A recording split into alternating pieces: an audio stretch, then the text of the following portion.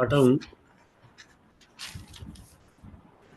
వాడు పాఠం చెప్పుకునేది ఏం లేదు, మీరు చెప్పడమే ప్రధానమైంది. అయితే ఒక్కటేమిటంటే దాంట్లో వంస్ఫోటాయనస్యలో పదాంతే పదం వాడబడ్డది. ఏంగంతస్య పదాంతస్య ఏంగంతస్య పదాంతస్య గోహో అతి అచి అని చెప్పినప్పుడు ఏంగంతమైంది పదాంతం ఎందుకు చెప్పబడ్డది? ఇంత క్రితం చెప్పుకున్నాం కదా, ప్రతి పదం కూడా పదానికి దడ సార్థక్యం అనేది ఉంటుంది. మరి గో అనే దానికి సరిపోతుంది కదా అంటే దానికి ఒక ఉదాహరణ ఇప్పుడు గవి అని చెప్పుకున్నాను. ఇప్పుడు మనం చెప్పుకున్నాము గో అనేటువంటి ప్రాతిపదికకు అసి అనే ఈ అనే ప్రత్యయం, నీ అనేటువంటి ప్రత్యయం ఉంది. నీ సప్తమి ప్రత్యయం, దాని యొక్క నీలం నకారమతి ఓ ప్లస్ ఈ అని ఉన్నప్పుడు దీనికి ఒక ప్రాతిపదిక గనక పదత్వం లేదు. ఒకవేళ పదాంతే చెప్పన్నట్లయితే ఇక్కడ కూడా అభాంగ ఆదేశం వచ్చింది, దాన్ని యువర్త్ చేస్తూ ఇక్కడ అనుకొరకు దానికి వచ్చే అవకాశం ఉంది కదా, అటువంటి రాకుండా ఉండడానికి పదాంతి వాడబడ్డది అని. అందువలన గోధోని ఓకారానికి అవు రాకుండా ఏచోయవాయ సూత్రాన్ని అవ్వచ్చు గవ్వు ఈ గవి అయింది. గవి గవోహ గోషు అని గోశబ్దాన్ని మనం చెప్పుకున్నాం. గోశబ్దం ఓకారాన్ని సిద్ధంలో తత్వవిభక్తి ఏకచం గవి గవోహ గోషు. ఇది మనం ఇక్కడతో ఈ గవాంగ్ వాటికి సంబంధించిన అయిపోయింది. ఒకసారి మనం పునశ్చరణ చేసుకోవడమే ప్రధానంగా. ఒకసారి గురుగారు పునశ్చరణ చేసుకునే ముందు ఒక సందేహం ఉంది, అడగనా గురుగారు? అడగండి, తప్పదు. ఇప్పుడు మీరు ఇప్పుడే చెప్పిన ఈ పదాంతం గురించి ఈ ప్రాతిపదిక గురించి సార్, అంటే సుబంతం కానీ తిగంతం కానీ ప్రాతిపదిక కలిపితే అవి పద రూపం వస్తుంది అని చెప్పి ఇంతకుముందు అనుకున్నట్టు గుర్తు గురుగారు. అయితే ఇక్కడ మీరు సప్తమి విభక్తి కలిపినా కూడా దీనికి పదత్వం రాదు అని అంటున్నారు. ఇందులోను పదత్వం రాలే కాదు, గో నీ కలిపిన తర్వాత పదత్వం వస్తుంది. అవునండి. గో అనేది ప్రాతిపదిక, నీ కలిపిన అప్పుడు గవి అనేది పదత్వం వచ్చింది. గవి అయితే పదత్వం వస్తుంది, గవి పదత్వం, కానీ గోకు లేదు పదత్వం లేదు. గోకి పదత్వం లేదు, గో పదత్వం ప్రాతిపదిక మాత్రం. ప్రాతిపదిక మాత్రం. గో అయితే పదత్వం ప్రాతిపదిక తెలుస్తుంది. అయితే ఈ ప్రత్యయం కలిపితే ప్రత్యయం పరంగా ఉండగా అంటే కలపక ముందు అని అర్థం అండి. అక్కడ సప్తమి విభక్తి ప్రత్యయం పరంగా ఉండగా అంటే కలపక ముందు. గో అనేటువంటి ప్రాతిపదికకు ఈ అనేటువంటి ప్రత్యయం పరంగా ఉంది. పరంగా ఉంటే కలపలేదు అప్పటికి, గోలను ఓకారానికి అచ్చు పరంగా ఉంది, కానీ పదత్వం లేదు. పదత్వం లేదు, పదత్వం వస్తుంది. అర్థమైందండి, అర్థమైంది. తర్వాత మరొక సందేహం గురుగారు. ఇప్పుడు మనం 3 సూత్రాలు, ఇప్పుడు అలోంతస్య అన్న పదంలో మనం నిన్న ఇచ్చిన వివరణలో, మొన్న ఇచ్చిన వివరణలో మనం చెప్పుడు సూత్రం ప్రకారం ఆదేశం స్థానిక చివరి వర్ణానికి రావాల్సి ఉండగా దానిని అంటే అలోంతస్య ప్రకారం ఆదేశం చివరి వర్ణానికి వస్తుంది అని అలోంతస్యలో చెప్తుంది, అంతే కదండి అక్కడతో. అయితే దాన్ని ఖండిస్తూ కొత్త సూత్రం ఖండిస్తుంది దాన్ని, అదొక చోట. దాని తర్వాత మీరు చెప్పింది అనేకాల్ సిత్ సర్వస్య. అనేకాల్ కానీ సిత్ కానీ ఉన్నప్పుడు ఇది అన్ని వర్ణాలకు చివరి మొత్తం అన్నిటికీ వస్తుంది ఆదేశం అని అనేకాల్ సిత్ సర్వస్యలో చెప్తున్నాం. అయితే దాని తర్వాత నిత్య అన్న సూత్రం ప్రకారము అనేక వర్ణాలు ఉన్నప్పటికీ నిత్య కలిగి ఉన్నట్టయితే స్థానిక చివరి వర్ణానికి మాత్రమే ఆదేశం వస్తుంది అని చివరికి చెప్పింది, అంతే కదా గురుగారు? ఇదే కదా. అంటే మొట్టమొదటేమో ఇది సమర్థిస్తున్నది. అలోన్ చేస్తే అంటే మొట్టమొదటి చివరి వర్ణం అన్నాము, తర్వాత ఏమో అన్ని వర్ణాలు అన్నాము, తర్వాత మళ్ళీ చివరి వర్ణం అన్నాము. అంటే చివరి వర్ణం మాత్రమే మిగిలింది కాబట్టి గ ప్లస్ ఓలో ఓకారానికి ఆదేశం వచ్చి గ ప్లస్ అవా ప్లస్ అగ్రం గవాగ్రం అనేటువంటి రూపం సిద్ధిస్తున్నది, ఇంతే కదండి? ఇది కరెక్టే కదా? నేను చెప్పింది కరెక్టే కదా? ఇది అర్థం. ఇది 2 సందేహాలు ఉన్నాయి గురుగారు, అంతే. కదా నేను నివృత్తి మొత్తం చెప్పండి మళ్ళీ ఒక్కసారి.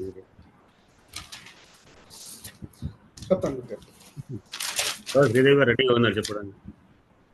శ్రీదేవి గారు వారు రెడీగా ఉన్నారు గురుగారు. ఇవాళ శ్రీదేవి గారు, ఇవాళ రోజు శ్రీదేవి గారు ఆవిడకి అంకితం చేస్తే బాగుంటుంది.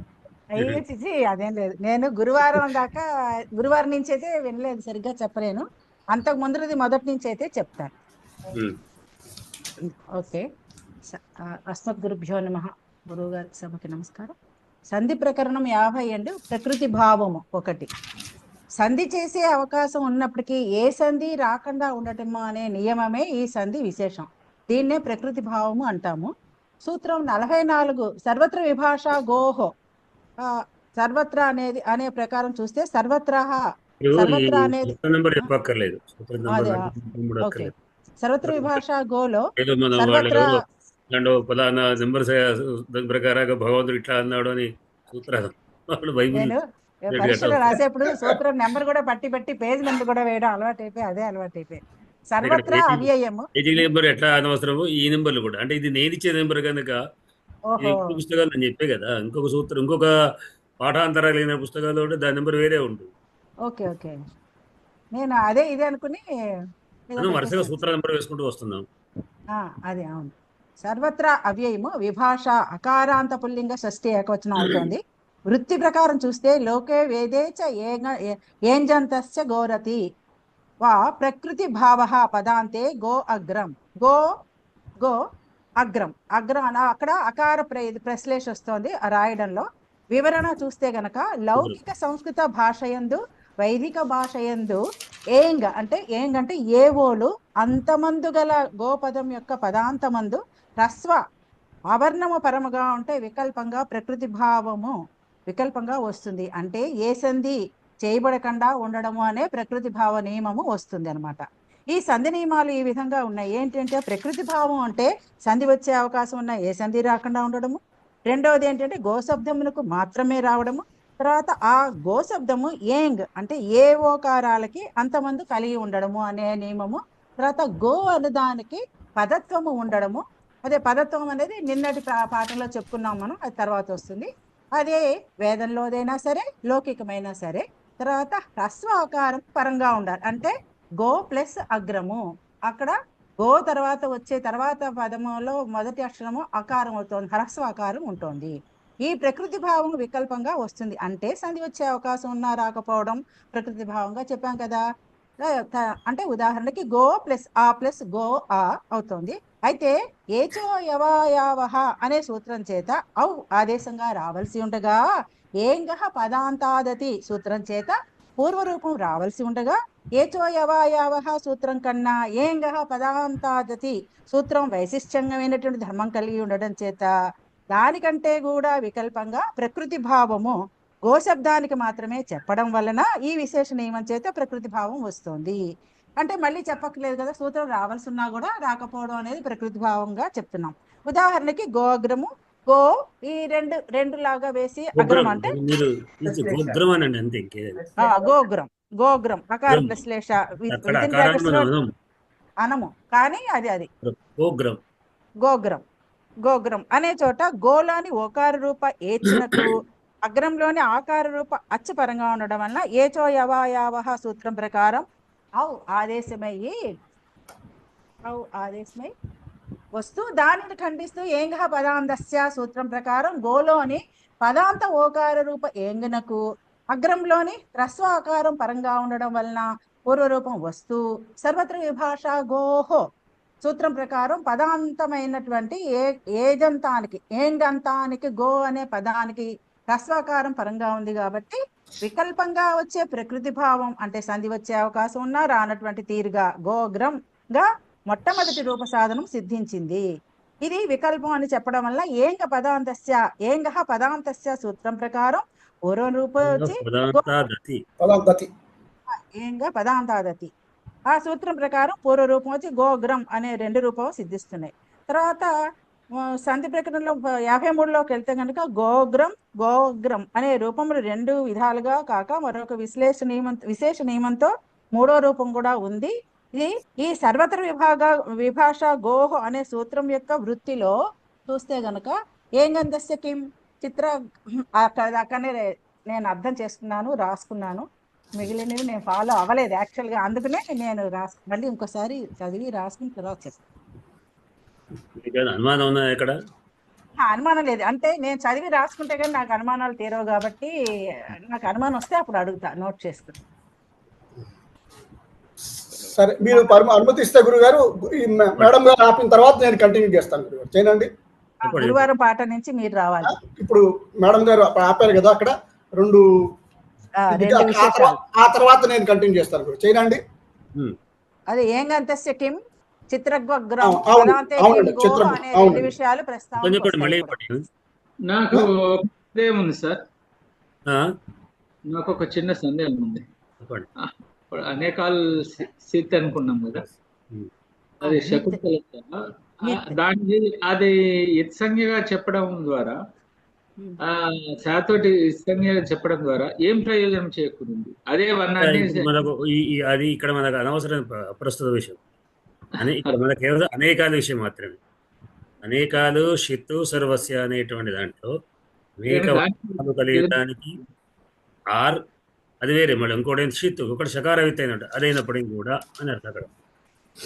అనేక షిత్తు సర్వస్య అన్నప్పుడు అనేక వర్ణాలు కలిగిన దానికి అన్నప్పుడు అది మొత్తం వర్ణాలకు ఆదేశం వస్తుంది. సర్వస్య అంటే వృద్ధానికి అనేక వర్ణాలు వస్తుంది, అది అనేక అల్లులు అంటే షకారం ఎత్తైనటువంటిదైనా వస్తుంది అని ఆదేశం వచ్చేటువంటిది. అది ఆ శక్తి అనేటువంటిది వేరే ఎక్కడైనా మనకు ఉదాహరణ కావచ్చు. ప్రస్తుతం అనేకాల విషయం అంటే ఆ సూత్రాన్ని మనం ఇక్కడ తీసుకున్నాం. పరంపరలో అక్కడ వేరే ఎక్కడ పాణిని రాసిన పరంపర వేరు, దాంట్లో అనేక వర్ణ సంబంధ విషయంగా మనం తీసుకున్నాం. ఇక్కడ దాని అవసరం లేదు, శక్తి ఊరు అవసరం లేదు. అది ప్రాతిపదికకి కలపడం వలన ప్రత్యయం కలిపితే వచ్చే పదం సందర్భంలో చెప్పుకున్నాం కదా, అది అనేక వర్ణాలు కలిగిన ఆదేశము ఆ స్థానం యొక్క మొత్తానికి వస్తుంది అని చెప్తున్నాం. స్థానం యొక్క మొత్తానికి వచ్చేటువంటి అంటే ఆ కింద ఏదైతే స్థానం ఉందో, పదం ఉందో, ఆ పదం మొత్తం అంటే గో మొత్తం మీద కావాలి అని చెప్తున్నది. అనేక వర్ణాలు గల ఆదేశము కానీ అంటే వచ్చే ఆదేశం అనేక వర్ణాలు ఉన్నప్పటికీ, లేదా షకారం ఇత్తైనప్పటికీ, ఇత్తైన ఆదేశం వస్తుంది. ఇప్పుడు ఇంగిత్ అంటుంది, అవ్వంగానే ఇంకారం పోతే ఇంగిత్ అంటుంది, అంటే షకారం ఇత్తేటువంటిది వేరే ఉంది. అటువంటిది ఏదైనా అది కూడా మొత్తానికి వస్తుంది. అని అది ఆదేశం ఎక్కడ వస్తుందో వేరే చోట మనకి ప్రస్తుతం మన ఇక్కడ కేవలం గో చోట మాత్రం అనేక వర్ణాలు. ఇప్పుడు ఇక్కడ ఏది ప్రాతిపదిక అవుతోంది, ఏది ప్రత్యయం అవుతోంది? జనరల్గా శబ్దానికి మామూలుగా శబ్దం గౌహు గావు గావా అని ఇట్లా మనం చెప్పుకున్నప్పుడు, రామ రామో రామ అని చెప్పుకున్నప్పుడు, రామ అనేటువంటి ఒక రూపం తయారు కావడానికి 7 విభక్తులకు 7 ప్రత్యయాలు ఉన్నాయి. విభక్తి ప్రత్యయాలు ఉంటాయి. తెలుగులో ఒక్కొక్క వచనానికి ఒకటి, అంటే ప్రథమ విభక్తి 3 వచనాలు, ద్వితీయ 3 వచనాలు చొప్పున 7 3 21 వచనాలు, 21 ప్రత్యయాలు ఉన్నాయి. ఈ 21 ప్రత్యయాలు ఆ ప్రాతిపదికకు మనం కలిపితేనే దానికి పదత్వం వస్తుంది. సుప్తింగంతం పదమది వరకు చెప్పుకున్నాం. సుబంతాలు దీన్ని సుప్పులు అంటారు, విభక్తి ప్రత్యయాలు ధాతువులకు వచ్చేటువంటిది. సుబంతాలు సుప్పులు చేర్చినప్పుడే అప్పుడు సుబంతం అవుతుంది, అయినప్పుడే దానికి పదత్వం వస్తుంది. మీకు ఒకే రకంగా అనిపిస్తుంది. గో ప్లేస్ నీ కానీ గో ప్లేస్ అగ్రం కానీ రెండు చోట్ల గోనే కనబడుతుంది. కానీ ఇక్కడ గో నీ అనేటువంటిదేమో సుప్పు చేర్చలే కనుక గో ప్రాతిపదికనైంది, దానికి పదత్వం లేదు. గో అగ్రం చోట ఏమిటి, అది ఒక సమాస పదం. అంటే గో అనే ఆల్రెడీ సిద్ధం అయిపోయింది, గో యొక్క అగ్రం. ఇప్పుడు మన సూత్రాల ద్వారా దాన్ని సాధ్యపరచాలి. జనరల్ గా సమాసంలో పదత్వం ఉన్నటువంటిది ఉంటుంది అన్నమాట. ఈ గో అగ్రానికి ఎందుకండి అంత ప్రాముఖ్యత ఇచ్చారు? ఏం ప్రాధాన్యం? మీకు సమాసం ఎట్లా చేశామని ప్రాధాన్యం. అక్కడ పదత్వం కూడా కాదు, గో అగ్రం అనేది ఎట్లా అయింది అని 3 రకాల పదాలు వాడారు అని చెప్తున్నట్లే. దీనికది ప్రతిదాని కూడా మనకు కావాల్సింది ప్రతి తెరుచుకోవాలి. తెల్లారి మీరు అడుగుతారు ఇది ఎందుకు చెప్పలేదు అంటే మళ్ళీ అప్పుడు కనుక అన్నీ మళ్ళీ మీరు ప్రశ్న వేయకుండా అన్నిటి మేమే ప్రశ్న వేసుకుని జవాబు చెప్పుకోవాలి అండి. అన్నీ కూడా ఇక్కడ మీకు గోగ్రహం ఇది చెప్పలేదు అంటే నేను అదే ఆలోచిస్తున్నా, వారం రోజులు బట్టి గోగ్రమే వెళ్తుంది. అంటే ఇన్ని రకాల రూపాలు మనకు వాంగ్మయంలో పుస్తకాలు కనబడుతుంటాయి. వాటికి రూపకాలు ఇక్కడ మనం చెప్పుకోవాల్సి వస్తుంది. ఎక్కడైనా మీకు కనబడ్డప్పుడు మరి ఇది మాత్రం చెప్పలేదు ఎందుకు అని అంటే మనం అప్పుడు దానికి విచారించాలి. గీతంలో కానీ ఎక్కడైనా కనబడ్డటువంటి వాటి రూపాలని ఉదాహరణగా మీరు తీసుకున్నారు. యజ్ఞంతస్య కిం మూడు రకాల రూపాలు చిత్రగ్రం కనబడేటువంటి గోగ్రం, గో అగ్రం, గవాగ్రం, గవాగ్రం మూడు రకాల మూడు. రూపాలు కనబడతాయి. అవును. వాటిని ఏ ఏ విధంగా సూత్రాలు తయారు చేస్తాం అనేటువంటి ఇవాళ మీకు చెప్పాలని పాణిని తీసుకుని చదివాను బుద్ధిగా కూర్చుని, ఎక్కడా దొరకలేదు వాడు. ఎక్కడెక్కడో ఉన్నాయండి, ఎక్కడెక్కడో ఉన్నాయి సూత్రాలు. ఏది పాణినీయమా? అది అష్టాధ్యాయ. అష్టాధ్యాయి. అష్టాధ్యాయ పట్టుకోలేదు. ఇది అష్టాధ్యాయ విధానం వేరు, దీని విధానం వేరు. అదే చూశాను. అధ్యాయంలో నుంచి అష్టాధ్యాయ ఒక స్టోర్ రూమ్ అన్నమాట. దాంట్లో మనకు కావాల్సిన వస్తువులు మనం తీసుకుంటుంది. మీరు స్టోర్ రూమ్ లో అన్ని పెట్టుకుంటారు. అలా తోకలు పట్టుకుని సముద్రాన్ని ఎదినట్టయింది వాళ్ళ. మీకు కావాల్సిన వస్తువు మీరు ఏదైనా అవసరం ఉంటే దాంట్లోకి అవసరం తీసుకున్నట్టుగా ఈ కౌముదేమో ఆ విధంగా సూత్రాలు తెచ్చుకున్నారు. అదే అదే కౌముదికారుడు ఏం చేశాడంటే ఏ ఏ సూత్రాలు ఈ సంధికి అవసరం ఉన్నాయి అని చెప్పి వాటిని అంటే తెచ్చుకున్నాడు. లఘు సిద్ధాంత కౌముదిలో క్రమంగా ఇచ్చాడండి. అష్టాధ్యాయ ప్రకారం చెప్పలేదు. అదే అదే పాణిరాశి అష్టాధ్యాయ విధానం వేరు. అదే అదే దాని యొక్క దాంట్లో కావాల్సిన అనుకరగే అనేక శక్తి సర్వస్య కూడా అక్కడ ఏదో శక్తికి సంబంధం వేరే ఉంది, మన సంబంధం లేదు. మన కూడా అనేకాలు విషయం వచ్చిందాక దాన్ని తెచ్చుకుంటాం. చెప్పండి పాడిపడేవారు తర్వాత భద్రయ్య గారు చెప్తారు. అలాగే ఇందాక మనం సర్వత్ర విభాష గో అన్న వృత్తిలో రెండు సందేహాలు ఉన్నాయి. రెండు సందేహాలు జనరేట్ అయింది మనకి అక్కడ ఆ వృత్తి చదివిన తర్వాత. ఏమిటంటే ఒకటి ఏంగంతస్య కిం పదాంతే కిం. ఏంగంతస్య అని చెప్పడానికి ప్రయోజనం ఏమిటి, పదాంతే కిం అని చెప్పడానికి ప్రయోజనం ఏంటి? మొదటి దానికి ఏంగంతస్య కిం చిత్రగ్రం అన్న పదం చూసినప్పుడు ఏంగ్ అంతంగా ఉన్నప్పుడు అని చెప్పకపోతే చిత్ర గుహులు ప్లస్ అగ్రం, అక్కడ ఏంగ్ అంతంగా లేకపోతే ఇక్కడ కూడా అనిష్టమైనటువంటి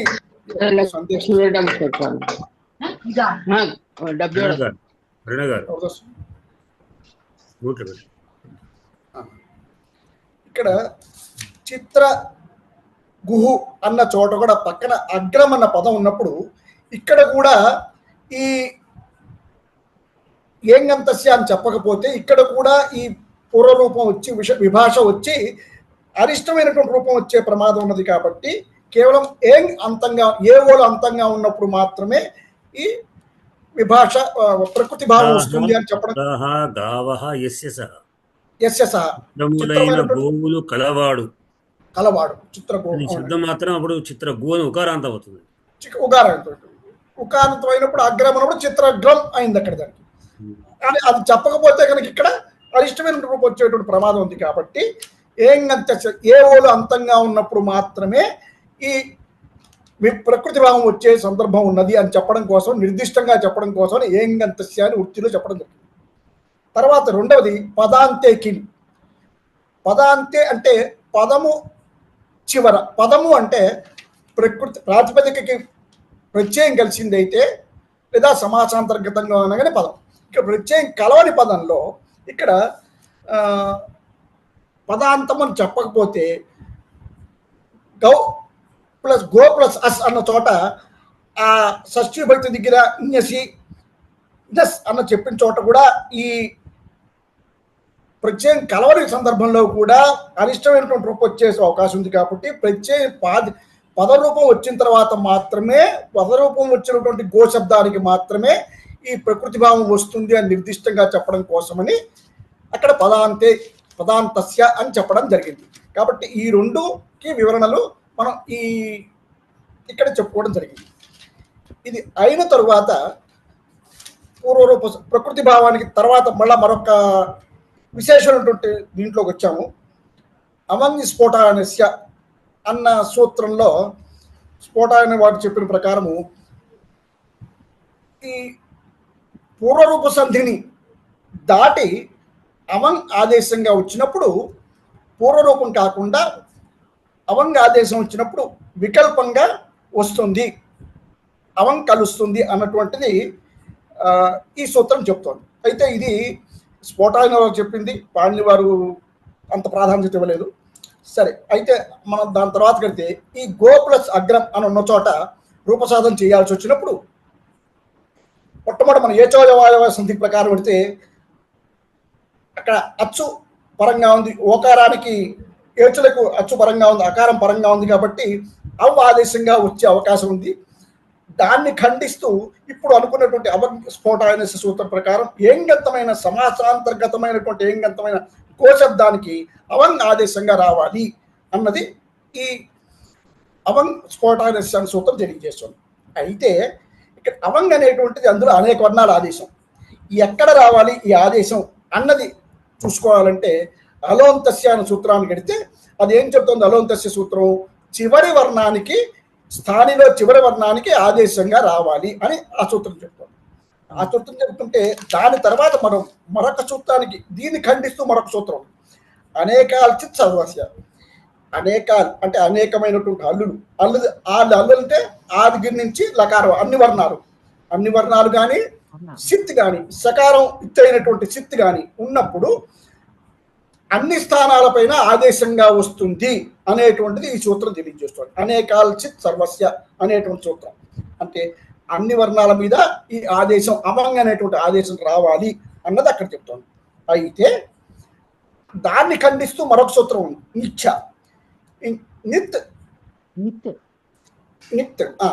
నిత్ ఆదేశం ఉన్నప్పుడు సూత్రంలో దీంట్లో ఉన్నప్పుడు అక్కడ ఉన్నప్పుడు ఏమని చెబుతోందంటే స్థాని యొక్క చివరి వర్ణానికి మాత్రమే ఈ ఆదేశం రావాలి అని ఈ సూత్రం చెబుతుంది. అంటే ఈ నిత్తులో ఈ అమంగిలో నిత్తు మళ్ళా నకారం కనుక ఇత్తు అయినట్టయితే అది లోపిస్తుంది కాబట్టి అమంగిలో అవ అనేటువంటి రూపం మాత్రమే మిగులుతుంది.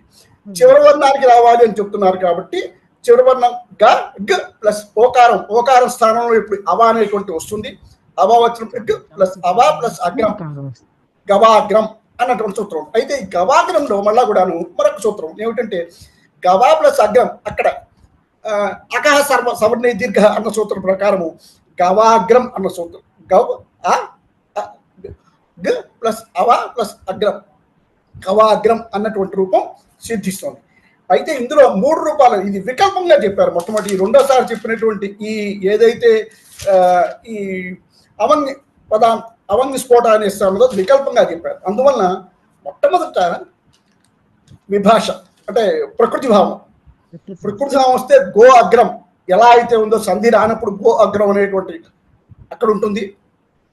అది కాక రెండోది ఈ అవంగి స్ఫోట అని వచ్చినప్పుడు గవాగ్రం అన్న రూపం సిద్ధిస్తోంది. అయితే ఇది కానప్పుడు పూర్వరూపం వచ్చి గో ప్లస్ అగ్రం గోగ్రం అన్నది వస్తుంది. గోగ్రం అన్నప్పుడు అక్కడ సంధి అక్కడ అకారం గోపక్కన అకారం ఉన్నదని చెప్పడం కోసమని మనం అకార ప్రశ్లేష వాడతాము. గోగ్రం అని వచ్చి రూపం సిద్ధిస్తే ఉంటుంది. ఈ రకంగా 3 రూపాలు ఈ గో అగ్రం అన్నదానికి పూర్వరూపం. ఇది ఇందులో అమంగ ప్రకృతి భావం, దాని తర్వాత గవాగ్రం, దాని తర్వాత ఈ గో అగ్రం పూర్వరూప సంధి. ఈ 3 రూపాలు ఇందులో సిద్ధిస్తున్నాయి. అయితే ఇక్కడ పదాంతేకి అన్నది కూడా మళ్ళా సందేహం. పదాంతస్య అని ఎందుకు చెప్పాల్సి వచ్చింది అంటే దీని అందులో ఒక కండిషన్ ఏమిటి? పదం అయి ఉండాలి, పదరూపం ఉండాలి. దానికి పదరూపం ఉండాలి అంటే దానికి సమాసాంతర్గతంగా అయి ఉండాలి, లేదా ప్రాతిపదికకి ఇది కలిపినటువంటి రూపం ప్రత్యయం కలిపినటువంటి రూపం ఉండాలి. అయితే ఇక్కడ గోగ్రం గోవుల యొక్క సమూహము అన్న చోట ఆ షష్ఠీ విభక్తి లోపించినప్పటికీ పదంలో కలిసిపోయింది కాబట్టి అక్కడ పదరూపం వచ్చినట్టు దానికి ఆ గో అగ్రం అన్నదానికి పదరూపం వచ్చినట్టే. కాబట్టి ఇక్కడ ఈ అవంగ్ పదాంతస్య అవంగ్ స్ఫోట అనే దాంట్లో అవంగ్ ఆదేశంగా ఖచ్చితంగా వచ్చి ఇక్కడ దానికి వచ్చే అవకాశం ఉన్నది. అయితే ఇలా రానప్పుడు మరి ఏమిటి ఎక్కడ ఈ పదాంతస్యాన్ని ఎందుకు వాడాల్సి వచ్చింది అంటే మనం ఈ సప్తమి విభక్తి ప్రత్యేకం తీసుకుంటే గోప్లకి గవి అన్న రూపం వచ్చినప్పుడు అక్కడ పరంగా ఉంటే గనక ఇక్కడ కూడా గో రూపానికి ఉంది కాబట్టి మళ్ళా ఆ రూపం గో అవంగస్య గోవంగ్ అన్నట్టు గోకి అవంగ్ ఆదేశంగా వచ్చే అవకాశం ఉన్నది అన్న ప్రమాదాన్ని తప్పించు అరిష్ట రూపాన్ని తప్పించడం కోసమని ఖచ్చితంగా పదాంతం అయి ఉండాలి అనేటువంటి కండిషన్ అక్కడ పెట్టారు. దీని ప్రకారం పదాంతమైనటువంటి పదాలకు మాత్రమే ఈ అవంగ్ స్ఫోట అనే సూత్రం ప్రకారం అవంగ్ ఆదేశంగా వస్తుంది. ఇది ఇవన్నీ ఈ విధంగా ఈ రూపం సిద్ధిస్తుంది. దీన్నే తర్వాత మన వివరణగా ఇవాళ గురువు గారు ఇచ్చారు వివరంగాను. గవి అనే రూపం ఏర్పడుతుంది. ఏమన్నా మిస్ అయ్యానా గురుగారు? అదే లేదు లేదు, కరెక్ట్ గా చెప్పారు. భద్రయ్య గారికి మీకు అనుమానం నివృత్తి అయినట్టేనా?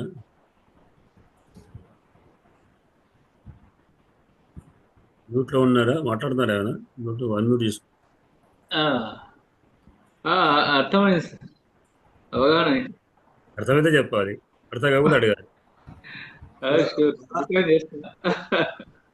అయ్యా గురువు గారు, అయ్యా ఇక్కడ చెప్పండి. శేషగిరిరావు గారు చెప్పిన దాంట్లో ఒక్క నిమిషం చెప్పండి. కట్కమారు చెప్పండి. శేషగిరిరావు గారు చెప్పిన దాంట్లో ఈ పదాంతే అనేటటువంటి దానికి దళ సార్థక్యాన్ని సరిగ్గా రాలేదనిపించిన. దళం అన్న పదం ఉపయోగించారు. ఆ దళ సార్థక్యం, పదాంతే అనే దళ సార్థక్యం ఎందుకు వచ్చింది అక్కడ అనేదాన్ని మరొకసారి చెప్పండి అయ్యా. ఏ చివరిదే పదాంతకి 2 సార్లు వచ్చింది. నేను ఆ, చెప్పేటప్పుడు ఆ? నేను చెప్పేటప్పుడు చెప్తా. మీరు కాదు, వాటిపల్ల వారిని అడుగు. అడిపోయిన వారు కరెక్ట్ అంటే అది చెప్పేదా కరెక్ట్ చేసుకోవాలి. ఇట్లా వారు ఏదో చెప్పారు కరెక్ట్ చేయలేదు, అది కరెక్ట్. అదే. అక్కడ ఎందుకు ఆ పదాంతే అనే దాన్ని, పదాంతకి అంటే ఇప్పుడు ఈ చివర ఇంత ఇవాళ చెప్పింది పాఠం గురించే. అదేనండి ఓకే. దళ సార్థక్యం చెప్తాను ఎందుకు? చెప్తాను గురుగారు, చెప్తాను. చెప్పండి. చెప్పిండ్రు ఆల్రెడీ. ఇక్కడ పదాంతే ఎందుకు వాడాల్సి వచ్చిందంటే గో ప్లస్ ని, గవి అన్న రూపాన్ని సప్తమి విభక్తి రూపాల్లో ని అనేటువంటి ప్రత్యయం కలిసి ఉంది.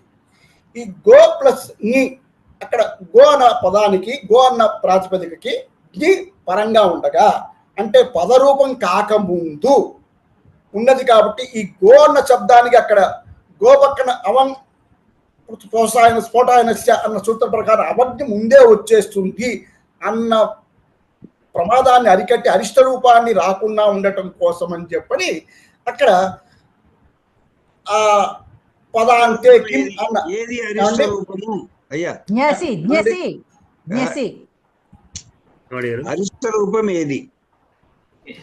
రిజిస్టర్ సాధ్యం చెప్పకుండా మంచిగా చెప్తే చెప్పవచ్చు కదా.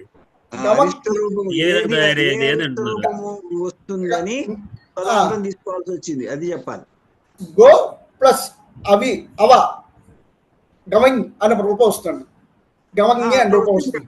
అట్లా వస్తే అది సమస్య కవి- లేదు కదా. గవి గో అవి వస్తే సమస్య ఉంది. అవాంగ కదా, అవా ప్లస్ గవే అవుతుంది. ఆ, గో అవాంగి. ఇక్కడ గావః గదే. ఇక్కడ ఏచోయవాయవ రావాలి, ఇక్కడ గమంగి అవంగి రాకుండా ఏచోయవాయవ రావాలి, వచ్చి గవి అనేటువంటి రూపం కావాలి. కాబట్టి అక్కడ నీ అంటే ఏమిటి? ఇత్ అంటే ఇక నీ ఉంది. సప్తమి విభక్తి ప్రత్యయం. అది కాదు, పదాంతకి మనం పదాంతం దేనికి ఇప్పుకున్నాం? అవంగకు.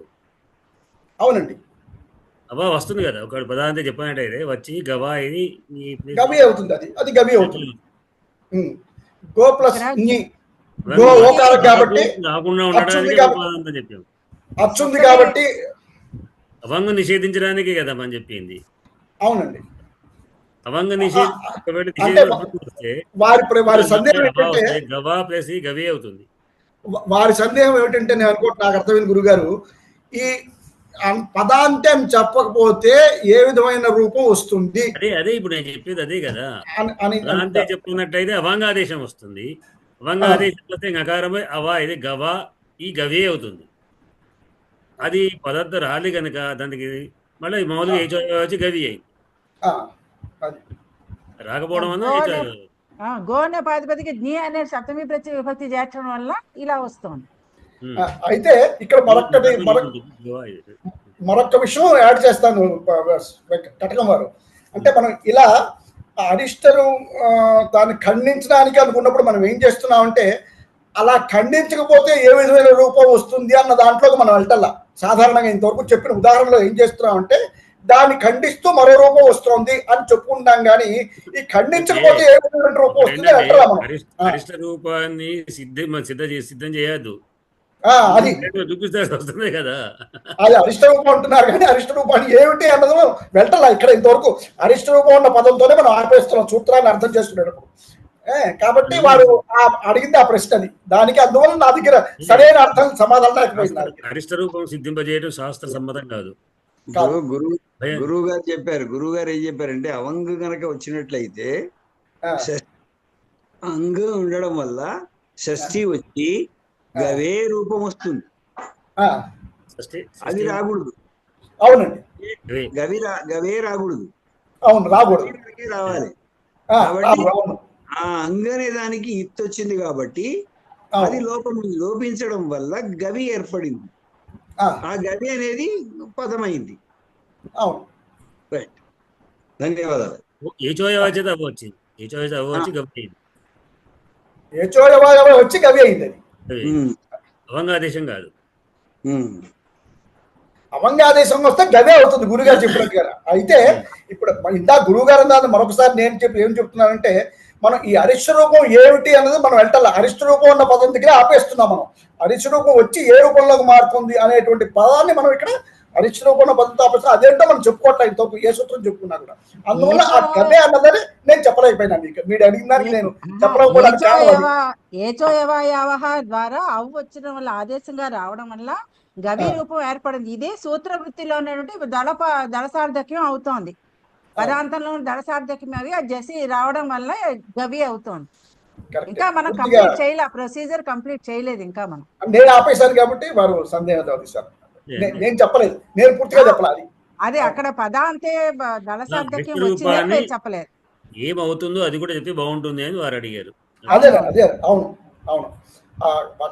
అవంగ రాకపోతే వచ్చి అవంగ ఆపేసింది, రాకూడదు. అవంగ రాకపోతే ఏ సూత్రం వచ్చి ఏ పదంగా మారుతుంది అన్నది చెప్పాలనేది వారి భావం. అది నేను చెప్పలేదు. రాకపోతే అప్పుడు పదాంతం అనే పదం పెట్టడం వలన అవంగాదేశం రాలేదు. రాకపోతే ఏమవుతున్నది? వచ్చి గవి అన్న రూపం సిద్ధించింది. నేను చివరికి నిదానికి ఆ 2 లైన్లు చెప్పలా. నేను వారు అడిగిన దాంట్లో వాస్తవమే, అది సందర్భాన్ని కరెక్ట్ గా అడిగారు వారు. అదే జసి రావడం వల్ల ప్రత్యయానికి పదాంతే దళసార్థక్యం వచ్చి గవి రూపం ఏర్పడింది. అవును, అది చెప్పాల. ఆ పదం నేను ప్రయోగించాను. కరెక్ట్, వారు అడిగింది కరెక్ట్. భద్రయ్య గారు, మీ చర్చలో నాకు ఉండిపోయింది. మేము మాట్లాడితే మీకొద్దు ఫోటో గణపతి కావాలి. అది ఇంకోటి ఉంది కదా, చెప్పండి, మీరు చెప్పండి. ఇంకోటి మనము ఏకార ఓకారాంత శబ్దాల గురించి చెప్పుకున్నాం. ఈ విధంగా పదాంతాదతి అందులో తర్వాత గోశబ్దం గురించి ప్రత్యేకంగా ఇక్కడ చెప్పడం జరిగింది. ఎందుకంటే ఇది విశేష రూపం కాబట్టి ప్రత్యేకంగా చెప్పారు. సర్వత్రా విభాష గో అనేది ఇక్కడ గోశబ్దానికి అన్ని చోట్ల సర్వత్రా అంటే లౌకిక వేద వ్యాకరణాలలో రెండిట్లో కూడా భాషలో కూడా అని ఇక్కడ చెప్పారు. సర్వత్రా విభాష గో. ఇక్కడ విభాష కాబట్టి ఇక్కడ ఎందుకు ఇక్కడ సర్వత్ర విభాష ప్రకృతి భావం ఇక్కడ ఎందుకు చెప్పారంటే, మనకు ఏంగా పదాంతాది అనేది ఒకటి ఉన్నది. దాని ద్వారా పదాంతమైనటువంటి ఏంగునకు ఏవోలకు ఆ పరంగా ఉన్నప్పుడు పూర్వరూపం మనకు ఉంటుంది. కాబట్టి అది రాకుండా ఏమంటామంటే అనిష్ట రూప నివారణం. ఇది ఇంకొకటి కూడా ఉన్నది, ఏచో యవహ అని. దాని ద్వారా కూడా ఆదేశం వచ్చేటువంటి అవకాశం ఉన్నది. కాబట్టి ఈ రెండింటిని నివారించడానికి ఇక్కడ ఏం చెప్పారంటే ప్రకృతి భావం ఇక్కడ చెప్పారు. అయితే ఇక్కడ ఈ ప్రకృతి భావం వల్ల గో అగ్రం ఇది షష్ఠి సమాసం అంటే ఇది గో శబ్దం కాబట్టి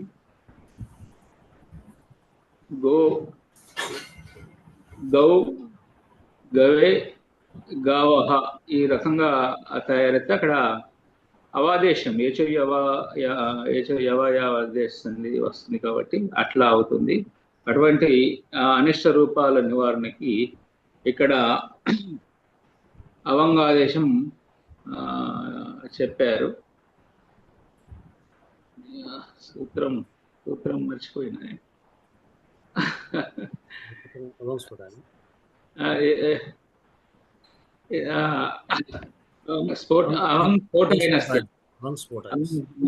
స్ఫోటాయనస్య ఇక్కడ స్ఫోటాయన వ్యాకర్త మతంలో అవంగ్ అనేది ఆదేశం వస్తుందని చెప్పబడింది. ఇందులో చివర జ్ఞ అనేది అది నిత్య, అది కూడా ఇత్సంజ్ఞ. ఇక్కడ గోలో ఓ ఉంటుంది, మరి ఎక్కడ రావాలి అనేది ఉన్నది. సుధి ఉపాయస్య అప్పుడు మనం చెప్పుకున్నట్టు అలోంకస్య చివరి దానికి రావాలి, చివరి వర్ణానికి రావాలి అని అలా చెప్తున్నాం.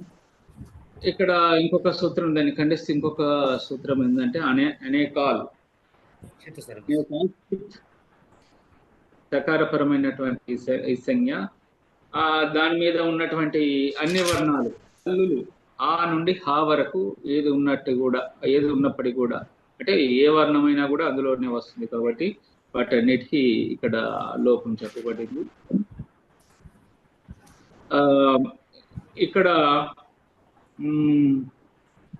గో ఇది గ తర్వాత ఓకు అవా అనేది వచ్చింది, ప్లస్ అగ్రం అనేది ఉన్నది. ఇక్కడ సంధి జరిగి గవాగ్రం అనేది తయారవుతుంది. ఇది కాకపోతే అకార ప్రశ్లేష వల్ల, అంటే గోగ్రం నిజానికి అది మనం ఉన్నది అని తెలుసుకోవడానికే కానీ రాతలో ఉంటుంది, కానీ మనం చదివేదంలో ఏముండదు. బహుశా ఉచ్చారణలో ఆ స్వరం వినిపిస్తుందేమో, అది తెలియదు అది ఎట్లా ఉంటుంది ఇదిలోకి. గో అగ్రం తర్వాత గో అగ్రం, దీని ద్వారా గవాగ్రం. ఇంకా చాలా మిస్ అయ్యండి అసలు ఇందులో, ఏమో మరి. ఇక్కడ అదే పదాంతకి అని కూడా అది కూడా చెప్పాను కదా. ఇంకేమున్నాయి సార్ నేను మర్చిపోయినాయి.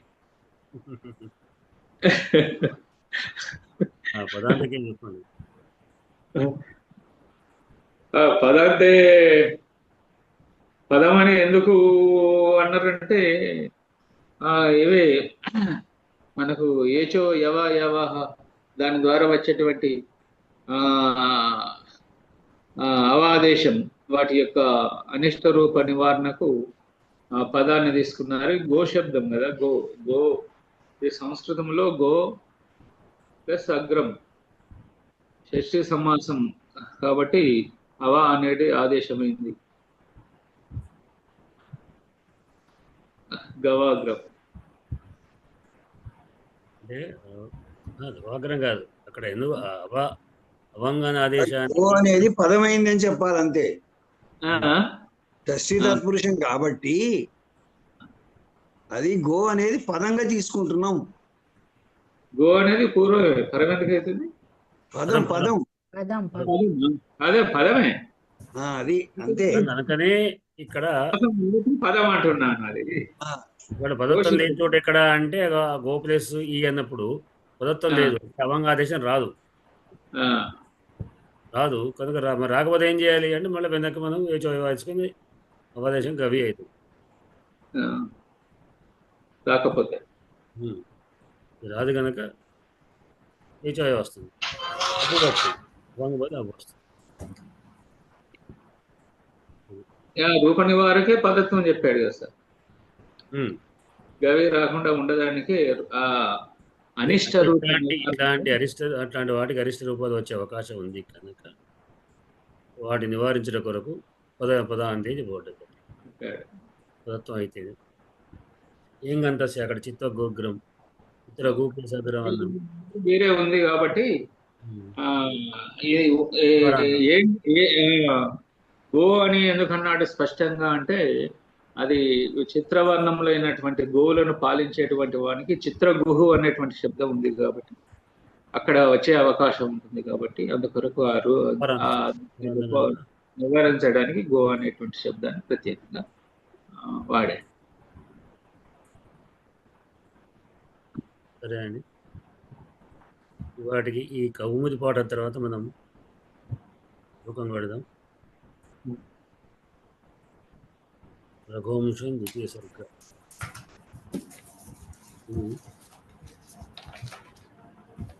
రేపటి నుండి మనకు రేపటి నుంచేనా చెప్పండి విషయం. సోమవారం బుధవారం 40 నిమిషాలు ప్లస్ 40 నిమిషాలు, అంటే మధ్యలో బ్రేక్ వస్తుంది, థర్డ్ బ్రేక్. బుధాలు అంటే వాళ్ళు ఇచ్చే లింక్ 40 నిమిషాలు లింక్. ఆ 40 నిమిషాలు లింక్ కాగానే మళ్ళీ ఇంకొక 40 నిమిషాల లింక్ మళ్ళీ తర్వాత ఇవ్వబడుతుంది. దాన్ని మనం దీనికి మళ్ళీ దానికి లింక్. సోమవారం బుధవారం అండి, సోమవారం మంగళవారం, సోమవారం మంగళవారం నెక్స్ట్ వీక్ అయితే ఈ వారం గురువారం బుధవారం అన్నట్టున్నారు. బుధవారం అన్నారు, సోమవారం బుధవారం అంటే రేపు మరి రేపు బుధవారం కదా, రేపు అలా ఉంటుందా గురుగారు? మరి రేపు మామూలుగా ఉంటుంది. నెక్స్ట్ వీక్ నుంచి అయితే కొత్తగా వాళ్ళు ఒకటి కార్యక్రమం స్టార్ట్ అవుతుంది, రేపు ప్రారంభం అవుతుంది. పద్యాలకు సంబంధించినట్టు ఆ కార్యక్రమం రేపు ప్రారంభం ఏం కాదు, తర్వాత మన ఒకవేళ పౌతకి మనం పెట్టుకోగలిగితే మరి మార్చుకోక్కర్లేదు. ముందు తీసుకుందామా? ఒకవేళ అందరికీ అయితే అప్పుడు 7:30 తీసుకుందామా? 7:30 కావాలి, 7:30 ఓకే, 7:30కి అది బిగిన్ అయిపోతుంది. పౌతకి నుంచి పౌతకి వరకు అయితే పర్వాలేదు. పౌతకి 8 నుంచి పౌతకి 9 వరకు. ఓకే, రేపు కాదు, నెక్స్ట్ తర్వాత నుంచి సోమవారం నుంచి ఏం చేద్దాం. ఇక రేపు అంటే మన ఈ 2 రోజులు అందరికి అవ్వకపోతే 2 రోజులు 2 లింకులు ఇస్తాను. ఎన్నాళ్ళమ్మా అలాగా? అలా ఎన్నాళ్ళు? జూన్ వరకు అండి. జూన్ వరకు. మళ్ళా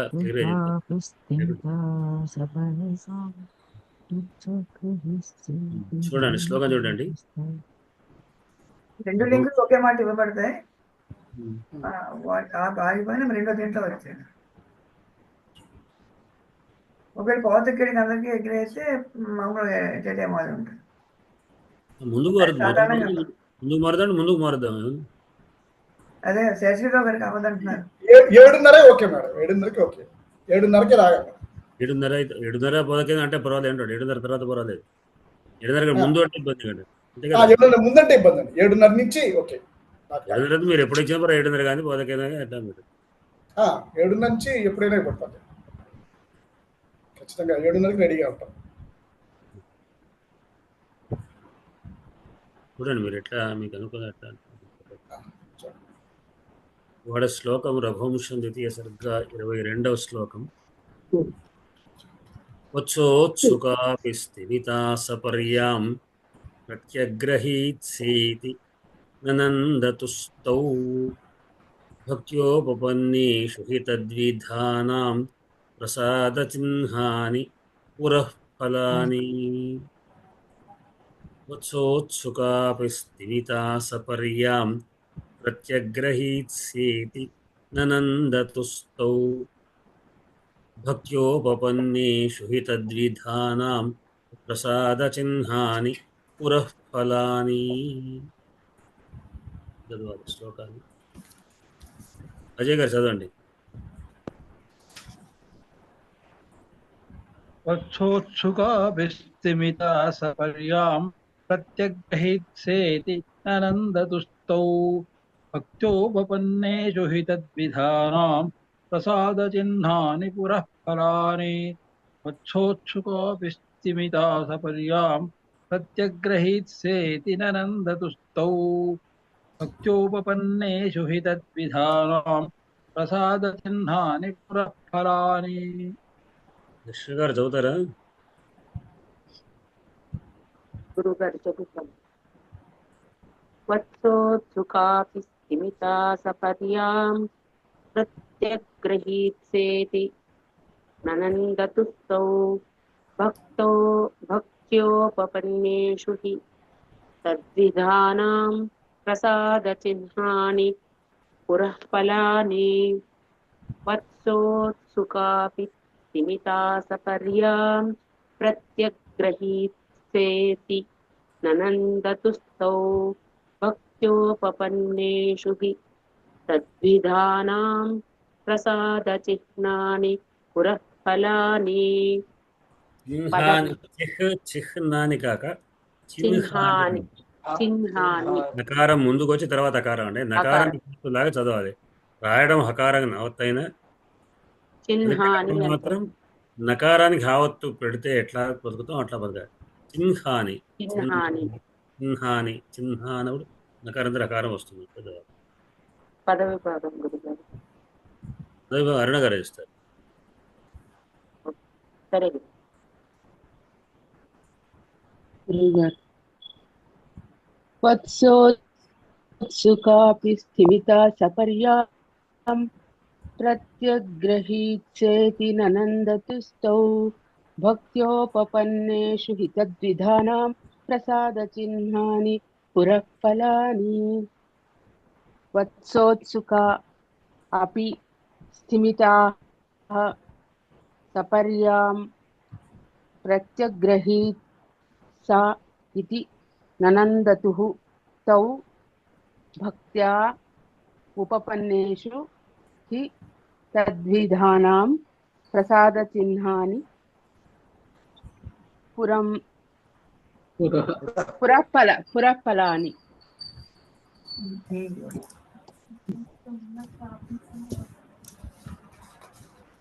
కాదు చెప్తారా?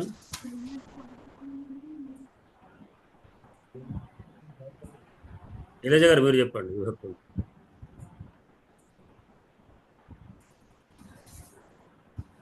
वत्सोत्सुकापि स्तिमिता सपर्यां प्रत्यग्रहीत्सेति ननन्दतुस्तौ भक्तोपपन्नेषु हितद्विधानां प्रसादचिह्नानि पुरः फलानि. वत्सोत्सुका वत्सोत्सुके वत्सोत्सुका वत्सोत्सुका शब्द आकारांत शब्द स्त्रीलिंगम ब्रह्मविभक्ति एकवचनम्. अपि अव्ययम् स्तिमिता स्तिमिता स्तिमिते स्तिमिताः स्तिमिताः स्तिमिता शब्द आकारांत ఏంటి గురుగారు?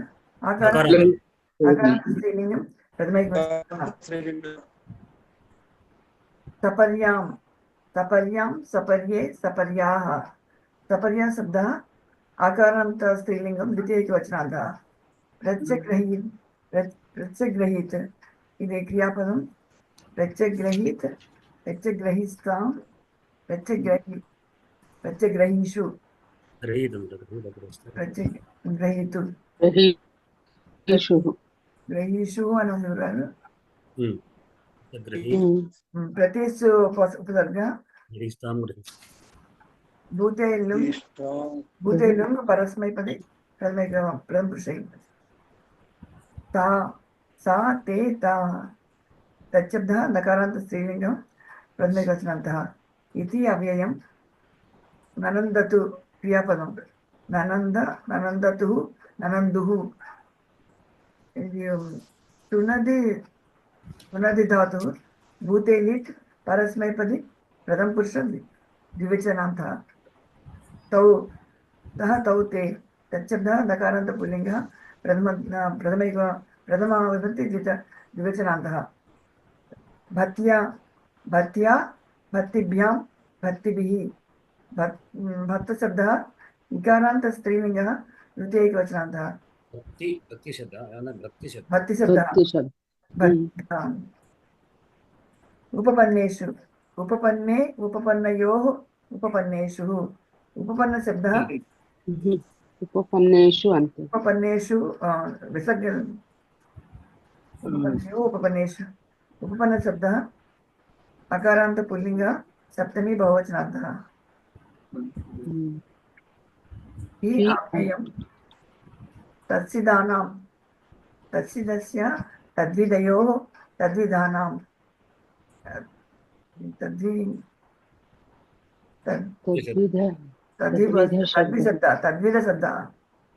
तद्विधशब्दः अकारान्त पुल्लिङ्ग षष्ठी बहुवचनार्थः प्रसाद चिह्नानि चिह्नं चिह्ने चिह्नानि प्रसाद चिह्न शब्दः अकारान्त नपुंसकलिङ्ग प्रथमा बहुवचनार्थः पुरःफलानि पुरःफलं पुरःफले पुरःफलानि पुरःफलानि पुरःफलं पुरःफले पुरःफलानि पुरःफलं पुरःफले पुरःफलानि पुरःफल शब्दः अकारान्त नपुंसकलिङ्ग प्रथमा विभक्ति बहुवचनान्तः అంతే గురుగారు.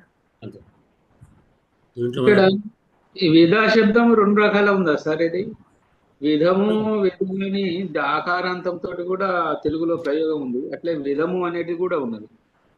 విధం అనేటువంటిది పుంలింగంలోనూ నపుంసకలింగం చెప్పుకోవచ్చు, ఎండగా చెప్పుకోవచ్చు. అక్కడ విశేషాల వాటి బట్టి కూడా మారుతుంది. ఇప్పుడు భుజము భుజస్తంభం,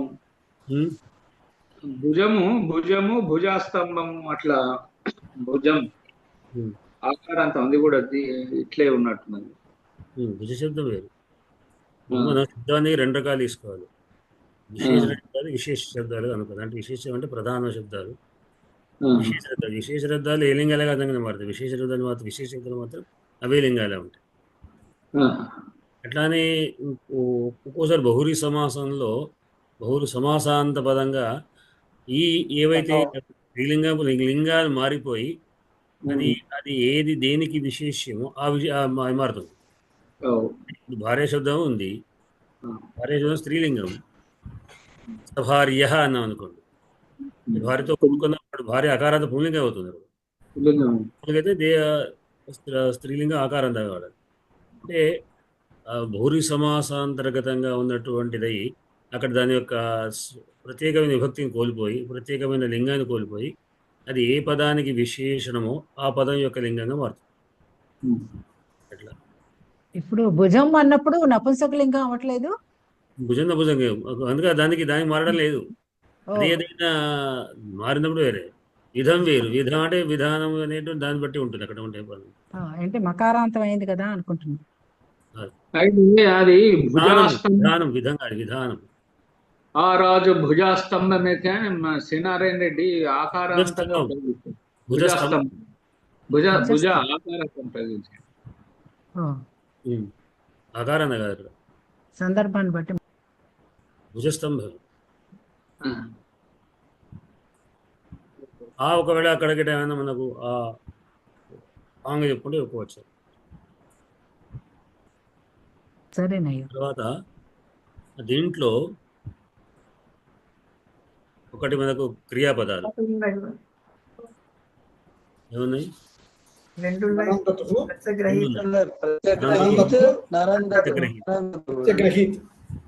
ఉన్నాయి. కింద వాక్యానికి ఏం లేదు. అదేంటంటే శబ్దత్వంతోనే విభక్తి పూర్తయింది. అది దానికి పురఃఫల అనే క్రియాపదం కాదు, పురఃఫలములైనటువంటివి. పురః అంటే ముందు, ఫలములైనటువంటి ఫలితాన్ని ఇచ్చేవి, భవిష్యత్తులో ఫలితాన్ని ఇచ్చేవి అని అర్థం. ఏమిటవి? పురఃఫలములైనటువంటివి. ఫలములు అంటే భవిష్యత్తులో ఫలితం ఇచ్చేటువంటివి. ఏమిటంటే ప్రసాద చిహ్నం. ప్రసాద చిహ్నములు, ప్రసాదం అంటే అనుగ్రహం, అనుగ్రహాల యొక్క చిహ్నములు. చిహ్నములు అంటే గుర్తులు. అనుగ్రహం ఇచ్చేటువంటి గుర్తులు అంటే చూస్తుంటే అనుగ్రహం లాగా అనిపిస్తుంది గుర్తులు. అనుగ్రహం యొక్క గుర్తులు. ఎవరి యొక్క అనుగ్రహాలు?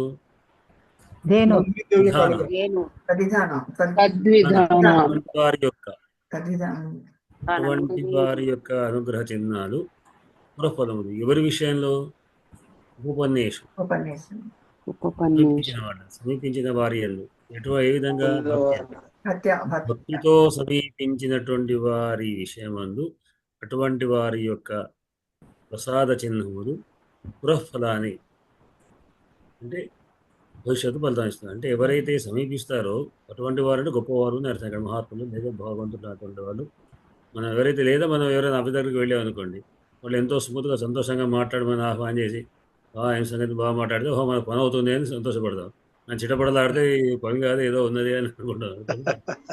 అట్లా ఇక అటువంటి వారి యొక్క అనుగ్రహ చిహ్నాలు సమీపించిన వారి విషయంలో అనుగ్రహపూర్వకంగా అయినటువంటి గుర్తులు చూస్తే ఆ గుర్తులు ఏమిటంటే భవిష్యత్తులో ఫలితాన్ని ఇస్తాయి అని అనుకోవాలన్నాడు.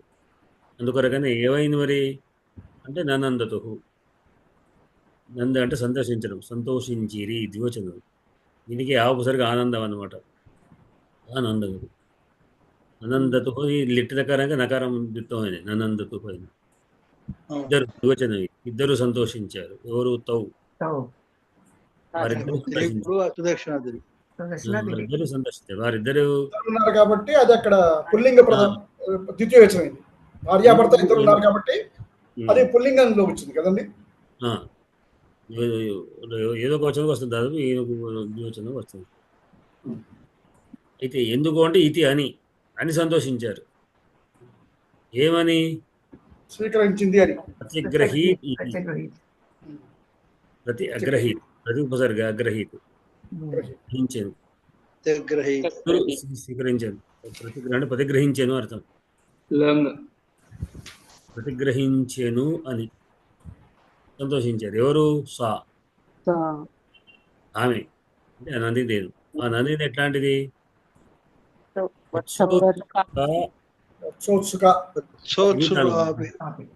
స్థిమిత అంటే స్థిమితంగా ఉన్నటువంటిది. ఎట్లా అంటే వత్సోత్సుకాభి, ఉత్సుక అంటే తన నిజానికి తల్లి ఏం చేస్తుంది, పొద్దుంచి ఎటో పోయి వచ్చేసరికి ముందు పిల్లల్ని చూడాలనుకుంటుంది. తప్పదా వాళ్ళు ఎట్లా ఉన్నారు ఏం కదా అని. అయితే అందులో ముఖ్యంగా పశువులు పొద్దున్న సాయంత్రం మందులో తిరిగి వచ్చి ఇంటికి రాగానే ముందు పిల్లలు కాబట్టి అవి కనబడాలి. అవి దూరం నుంచి అంబా అనుకుంటూ వస్తుండే. ఇంటి దగ్గర మీకు వస్తున్నప్పటి నుంచి అంబా అంబా అనిస్తుండే. వస్తున్నా తల్లి పిల్లలకు సూచిపోతుండే. కనుక వాటికి ఏంటంటే ఉత్సవం ముందు మనం నువ్వు ఏం చెప్పేది ముందు తక్కువ వెళ్ళి తమ లేగ దగ్గర పరిగెత్తుకుంటూ వెళ్తుంటాయి. కూడా పరిగెత్తుకుంటూ వస్తుంటాయి. ఎందుకంటే వత్సమేందు ఉత్సుక కలిగినటువంటిది అయినప్పటికీ స్థిమితంగా అంటే అంత ఉత్సాహంగా ఉన్నా కానీ వీళ్ళు పూజ చేస్తున్నారు, నేను ఒకరు పూజ చేస్తున్నారు అనుకొరకు స్థిమితంగా ఉంది.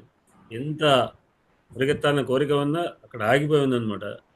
ఏదో అదొక అనుగ్రహం కింద లెక్క అంటే వీళ్ళ పట్ల ఒక ప్రసాద చిహ్నంగా కనుక ఆ విధంగా ఉండి ఏం చేసింది, గ్రహించింది. ఏం గ్రహించింది? వారి యొక్క వారి గ్రహించింది. అంటే ఎంత ఉత్సాహం ఉన్నా తన లేఖ దగ్గర పరిగెత్తాలనేటువంటి ఉత్సాహం ఉన్నప్పటికీ కూడా మనం మొదటి శ్లోకంలో చెప్పుకున్నాం కదా, అద ప్రజాన జాయా ప్రతిగ్రహ అనే వచ్చోచ్చు ఒకటి చెప్పుకున్నారు. జాయా ప్రతిగ్రాహిత గంధమాల్యం శోధన దేని విషయంచ ఇక్కడ వత్సాది పదం చెప్పుకున్నారు. అట్లా ఆ వత్స పట్ల అంత ఉన్నప్పటికీ కూడా సపర స్వీకరించింది అని బాగా సంతోషించారు. ఎందుకు సంతోషించారంటే ఇది ఒక ప్రసాద చిహ్నంగా, అంటే భవిష్యత్తులో మాకు శుభాన్ని కలుగుతుంది, ఈ ప్రకారంగా ఆమె మనకు అనుగ్రహిస్తుంది, మా పట్ల అనుగ్రహం చేయనటువంటిది అనే విధంగా వాళ్ళిద్దరు కూడా సంతోషించారు అనేటువంటిది శ్లోకంలోని భావం. అడగం వరకు కొంచెం విశ్లేషిస్తారు మళ్ళీ. ఇంకా మరి పెట్టడం వరకు మళ్ళీ ప్రతి శ్లోకానికి మీరే విశ్లేషిస్తారు. అనుభవజ్ఞులు సార్. ఏం లేదా, మీరు వివరించింది చాలా అద్భుతంగా వచ్చేసింది. ఇంకా ఇందులో ప్రత్యేకించి చెప్పవలసింది నాకేం కనిపించట్లేదు. కాకపోతే అది స్థిమితంగా ఎట్లా ఉందో అనేది అర్థం కావట్లేదు. వీళ్ళ పట్ల అనుగ్రహం కలిగింది, వీళ్ళ పట్ల అనుగ్రహం ఉండి అట్లా ఉన్నదన్నమాట. భక్తితో వాళ్ళు పూజ చేస్తున్నారు, దాన్ని స్వీకరించాలి అని. అంటే బాగా ప్రేమతో చూసేటువంటి యజమానులు ఉన్నా కానీ ఇంటి యొక్క పశువులు కూడా అవి బాగా ముందు వాటికి నమ్మకం ఎక్కువ. ఓకే పిల్లలు వీళ్ళని బాగా చూస్తున్నారు అని నమ్మకం లేకపోతే అవి తీసుకువెడుతుంటారు, లేకుంటే పోవు. ఇలా పట్ల చూసి ఆగేటువంటివి ఉంటాయి లక్షణాలు కూడా. నంది మీరు అట్లా అని అట్లా. అందుకే వీళ్ళ పట్ల కూడా ఒక రకంగా ఆ నందిని ధీను దైవత్వం లేనటువంటి పుష్పకంగా ఉన్న దేవత కనుక స్థిమితంగా ఉన్నది వాళ్ళ యొక్క భుజం అవునండి, అనుగ్రహించేవారు స్థిమితంగా ఉండాలి. అనుగ్రహించేవారు అనుగ్రహం పుచ్చుకునేవారు కంగారుగా ఉంటారు, మన పని అవుతుందో అవదో ఉంటారు. కానీ అనుగ్రహించేవారు మాత్రం స్థిమితంగా ఉండి వారి చేష్టలతో హావభావాలతో ఎదుటి వాళ్ళకి శాంతిని చేకూర్చారు. అది చక్కగా చేస్తుంది. అదే ఇందులో ఉన్న విశేషం. చక్కగా చేస్తుంది. స్థిమితంగా ఉండడం అనేదే విశేషం. ఆ స్థిమితంగా ఉండడం అనేది ఇక్కడ ప్రసాద చిహ్నాన్ని పురఫలాని అని బాగుందండి. అర్థాంతర న్యాసాలంకారం అని మహనీయ విషయంతో సమర్థింపబడి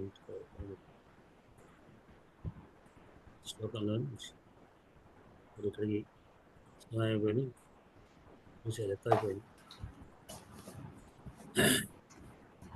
రేపు అంటే ఇంకో విశేషం కూడా చెప్పచ్చేమో, వీళ్ళ మీద కూడా పుత్రవాత్సల్యం చూపిస్తోంది అని అనొచ్చా? వీళ్ళ మీద అనుగ్రహం ఉంది, పుత్రవాత్సల్యం అనుగ్రహం, భక్తుల పట్ల అనుగ్రహం ఉంది. వాత్సల్యం ఉన్నా కూడా వీళ్ళ పట్ల అనుగ్రహం ఉంది కనుక ఆగింది అని వాళ్ళు సంతోషిస్తున్నారు. కనుక మంచిది స్వీకరిస్తున్నారంటే ఈ విధంగా సేవ చేయడం ద్వారా మన యొక్క వ్రతం సిద్ధి పొందుతుంది అనే భావన వాళ్ళ కలుగుతారు. సంతోషించారు. రోజు ఇట్లా తీసుకుంటే లేకుంటే ఆ ఆవును బాధ పెట్టినా, ఆవు సేవ సరే స్వీకరించకపోయినా అది విఘ్న కింద లెక్క, ఆటంకం లెక్క ఉండగా ఏదో పూజ జరిగిన దీపం వెలిగిన మనకు సినిమాలు బాగా చూపిస్తాడు. ఇట్లాంటివన్నీ ఫోటోకి పెట్టగా కిరివాడు ఇవన్నీ నిజంగా శకునం ఉందా లేవు కానీ మనకు అటువంటివన్నీ సినిమాలు చూపించినట్టుగా ఏదో జరిగిందంటే ఏదో మనకు సరిగా జరగదు అనే విధంగా అన్నట్టుగా ఇదేంటంటే ఆమె ఆటంగా ఏం జరిగినా జరగలేదు అర్థం. నీటిగా అంగీకరించిందంటే ఓకే, మంచి చక్కగా అవుతుంది అనే భావం. రేపు పోపుల వారు పెద్ద కార్యక్రమం ఏర్పాటు చేశారు. ఒకటి ఒక పెద్ద కార్యక్రమం శైలజ గారు దాంట్లో ఇదే మన సేమ్ సమయం 8 నుంచి 10 వాళ్ళకు మనం ప్రారంభం చేసుకున్నాం. ప్రారంభంలోనూ మధ్యలోనూ ఒక 5 పైసా నేను వాళ్ళని కూడా కలిసి మళ్ళీ దీంట్లో చేరుతాను. గురువు గారు ఆ మీటింగ్ లో వెళ్ళి మళ్ళీ వెంటనే మన క్లాస్కి వస్తారండి. అంతే వట్టిగా ఊరికే ఎట్లా చదవడం. బహుశా నేను ప్రారంభం అయినా దీంట్లో కాసేపు ఉండి వెళ్తాను. ఎందుకు మరి స్టార్టింగ్ లో ఉంటే కూడా నేను ఏం చేసేది. ఇందులో నుంచి మన వాళ్ళ నుంచి ఎవరైనా పెడుతున్నారు అనుకోండి, ఇందులో ఈ సమూహం నుంచి వెళ్ళే వాళ్ళు ఉన్నారు ఎవరన్నా? నన్ను మాత్రం తెలుసు. నన్ను ఇట్లా ఒక 5 నిమిషాలు అతిథిగా అంటే ఒక సరే అని కార్యక్రమం దాంట్లో రమ్మన్నారు, సరే అని. తెలుగు వ్యాకరణ క్లాసులు అదే వాళ్ళ కార్యక్రమం చూడడం, వెళ్ళిపోవడం, ఇంట్లోకి రావడం ఆ ప్రకారం. లేదండి అందరికీ కూడా శుభరాత్రి, ధన్యవాదాలు, నమస్కారాలు. అస్తి ప్రజాభ్య పరిపాలయంతాం న్యాయేన మార్గేణ మహీమేషాః బ్రాహ్మణేభ్యః లోకాః సుఖినో భవంతు.